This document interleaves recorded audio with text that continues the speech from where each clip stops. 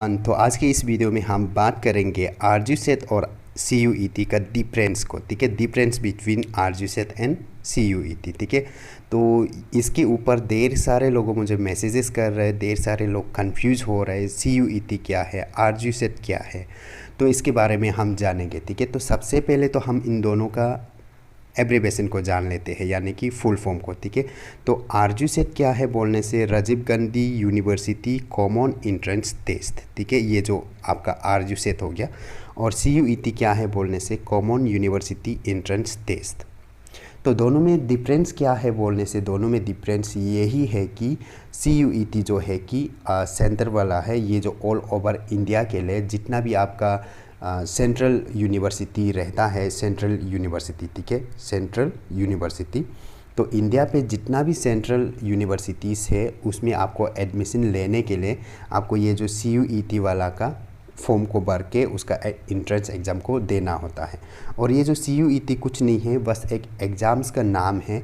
और आरजू सेट कुछ नहीं है, वो भी एक एग्ज़ाम्स का नाम है। ठीक है, तो किस एग्ज़ाम्स का नाम है बोलने से आरजू सेट जो है कि आपको राजीव गांधी यूनिवर्सिटी में आपको एडमिशन मिलने के लिए आपको ये एक एंट्रेंस एग्ज़ाम कंडक्ट किया जाता है। उस एंट्रेंस एग्ज़ाम का नाम है आरजू सेट। ठीक है, तो उसी प्रकार से आपको ऑल ओवर इंडिया पे जितना भी सेंट्रल यूनिवर्सिटी है उसमें आपको एडमिशन लेने के लिए आपको एक एंट्रेंस एग्ज़ाम कंडक्ट किया जाएगा। ये जो इस साल से ही इम्प्लीमेंट किया जा रहा है।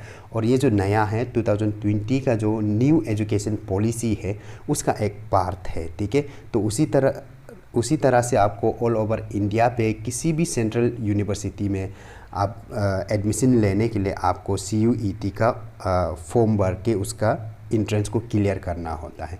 मान लो कि मैं अरुणाचल प्रदेश पे रहता हूँ, तो मुझे JNU में, दिल्ली यूनिवर्सिटी में, उसमें हमको एडमिशन लेना है।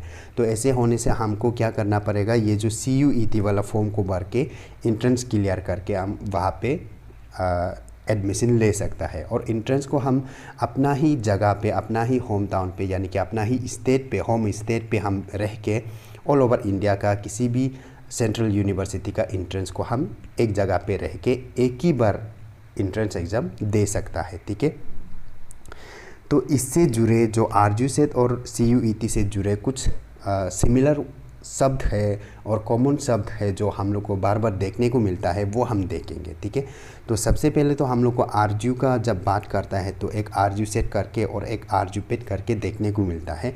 और ये दो चीज़ में भी, ये दो शब्द में भी बहुत सारे लोग कंफ्यूज होता है। कोई कोई तो मान लेता है कि आरजू सेट और आरजू पेट जो दोनों जो एक ही चीज़ को बोलता है और सेम है। ठीक है, तो ये दोनों को हम सेम मान सकता है। ठीक है, लेकिन इसमें डिफरेंस क्या है बोलने से आरजू और आरजू जो सेम है, लेकिन यहाँ पे क्या हो गया, सेट आ गया, यहाँ पे पेट आ गया। ठीक है, तो यहाँ पे आरजू तो राजीव गांधी यूनिवर्सिटी हो गया और CET मीन्स की कॉमन एंट्रेंस टेस्ट। और उसी प्रकार से यहाँ पे Rajiv Gandhi university PhD entrance test. ठीक है, तो राजीव गांधी यूनिवर्सिटी भी एक सेंट्रल यूनिवर्सिटी है, लेकिन इस बार के लिए 2022 एंड 23 सेशन के लिए राजीव गांधी यूनिवर्सिटी जो है कि CUET वाला में पार्टिसिपेट नहीं कर रहा है। ठीक है, तो राजीव गांधी यूनिवर्सिटी खुद का तरफ से दो एग्ज़ाम कंडक्ट किया जाता है। एक एग्ज़ाम का नाम है आरजू सेट और दूसरा एग्ज़ाम का नाम है आरजू पेट।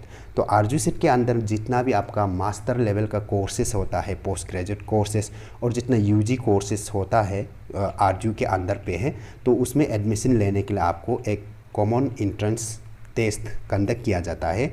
उस टेस्ट का नाम है आरजू सेट। यहाँ तक आपका बात क्लियर हो जाना चाहिए। उसी प्रकार से आरजू के अंदर जितना भी PhD प्रोग्राम है, जितना भी PhD का कोर्सेस है, तो उसके लिए भी, उसमें PhD के लिए आपको एडमिशन लेने के लिए आपको आरजू जो क्या करता है, एक कॉमन एंट्रेंस कंडक्ट किया जाता है PhD के लिए। तो उस एग्ज़ाम्स का नाम है क्या है, आरजू पेट। ठीक है, तो ये दोनों का डिफरेंसेट हो गया।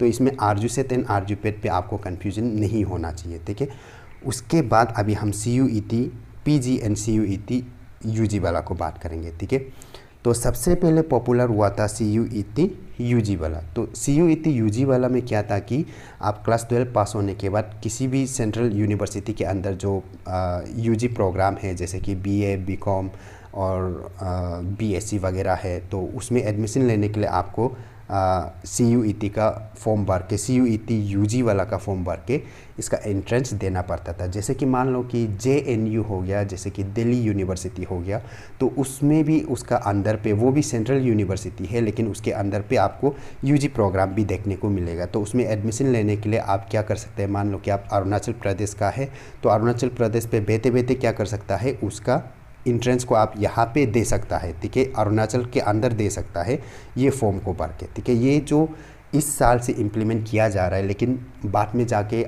हम लोग का नॉर्थ ईस्टर्न रीजन पे बहुत सारा टेक्निकल्स प्रॉब्लम है, जिसके कारण से क्या कर दिया गया, CUET UG वाला को इस साल के लिए, इस सेशन के लिए उसको मैंडेटरी नहीं कर दिया गया, यानी कि कैंसिल ही कर दिया, ऐसे हम लोग समझ सकता है। और उसका मतलब ये नहीं है कि अगले बार नहीं होगा, अगले बार ये इम्प्लीमेंट हो सकता है, ठीक है। तो इसलिए आपका भाई बहन जितना है वो लोग को बता के रखिए कि इनके CUET होता है तो वो लोग को इंट्रेंस देना होगा कॉलेज ज्वाइन करने के लिए, ठीक है। उसके बाद फिर से जो जितना भी सेंट्रल यूनिवर्सिटी है ऑल ओवर इंडिया पे, मान लो कि JNU हो गया और सिक्किम यूनिवर्सिटी हो गया, नेहरू हो गया और DU हो गया, तो जितना भी ऑल ओवर इंडिया पे सेंट्रल यूनिवर्सिटी है, तो उसमें आपको पोस्ट ग्रेजुएट का, PG का, मास्टर का कोर्सेज करने के लिए, तो उसके लिए भी आपको एक कॉमन से इंट्रेंस देना पड़ता है, जिस इंट्रेंस का नाम है CUET PG, ठीक है। तो इसका फॉर्म फिलअप प्रोसेस जो 18 को लास्ट डेट था, 18 जून को, फिर से 4 जुलाई तक इसका एक्सटेंडेड कर दिया गया है। इन केस अभी आप इस वीडियो को देख रहे हैं लेकिन अभी तक आपने फॉर्म फिल नहीं किया है, तो आप जाके कर सकते हो, ठीक है। उसके बाद ये दोनों क्या है कि ये दोनों जो CUET PG and CUET UG, जो ये भी जिस तरह से RGSET एंड RGPAT जो किसी एक एग्ज़ाम्स का नाम है, ठीक है, तो RGSET जो मास्टर वाला का जो इंट्रेंस है उसका एग्ज़ाम का नाम है, और RGPAT जो जिस तरह से PhD कोर्सेज़ का इंट्रेंस एग्ज़ाम का नाम है, उसी प्रकार से आपका CUET PG वाला जो है कि वो भी PG कोर्सेज़ के लिए, यानी कि मास्टर कोर्सेज़ के लिए एडमिशन लेने के लिए उस इंट्रेंस का नाम है, और UG भी फिर से UG में एडमिशन लेने के लिए उस इंट्रेंस का नाम है, ठीक है। ये सिर्फ नाम है, लेकिन CUET को कंडक्ट कौन कराता है बोलने से NTA, ठीक है, NTA। तो NTA तो आपको पता होना चाहिए, NTA का मतलब ये है कि नेशनल टेस्टिंग एजेंसी, ठीक है।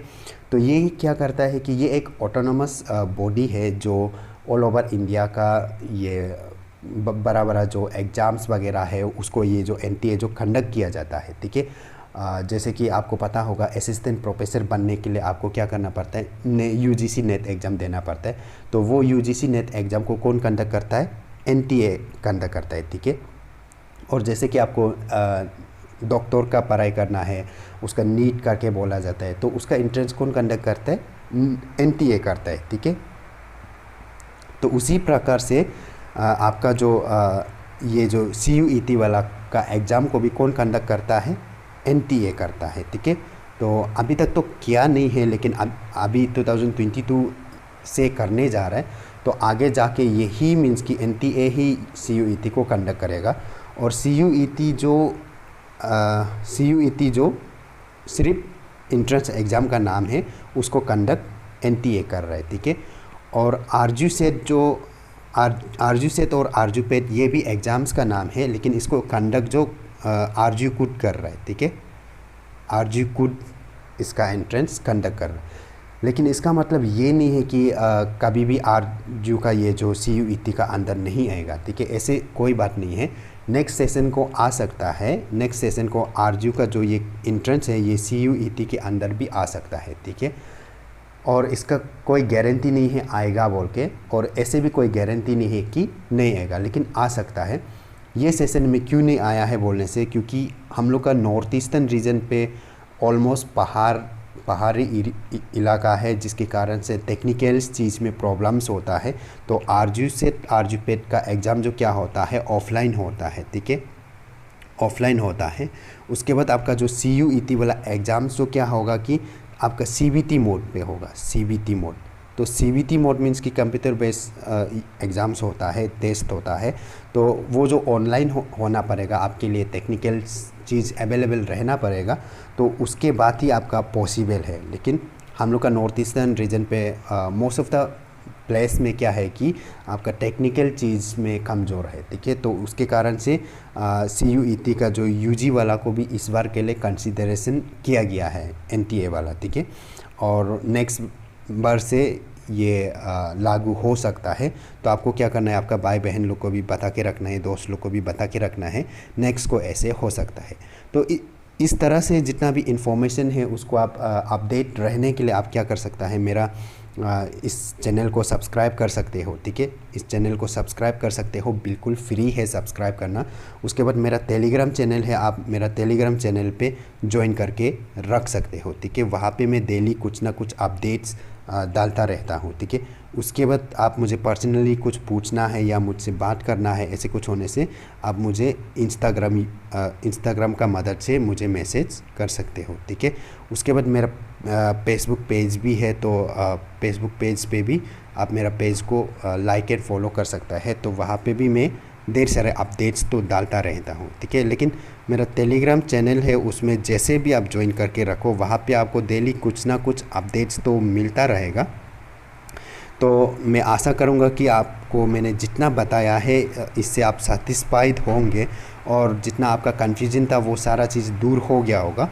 तो हम इस वीडियो को इधर रखेगा, लेकिन आपको मैं एक चीज़ रिक्वेस्ट करूँगा कि अगर आपको मेरा वीडियो पसंद आया है तो आप मेरा इस वीडियो को ज़्यादा से ज़्यादा शेयर कर दीजिए, अपने दोस्तों के साथ शेयर कर दीजिए।